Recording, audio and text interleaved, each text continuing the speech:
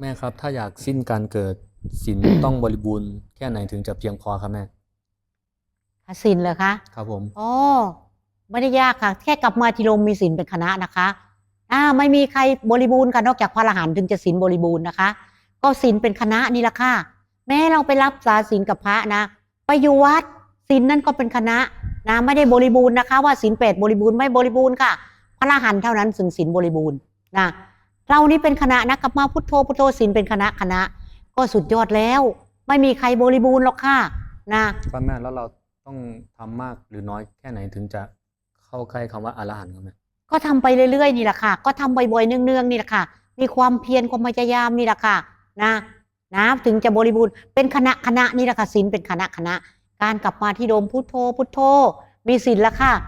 กายวาจาใจบริสุทธิ์แม้เราไปวัดโอ้เราเป็นแม่ชีเราคิดว่าเรามีศีล8นะบ่ได้บริสุทธิ์นะคะจอนนั่นคือศีลสมมุติศีลพูดมันไม่ได้บริบูรณ์นะแค่ไปรับกับพระว่าศีลสมมุติว่าศีลค่ะศีลจริงๆคือกลับมาที่ลม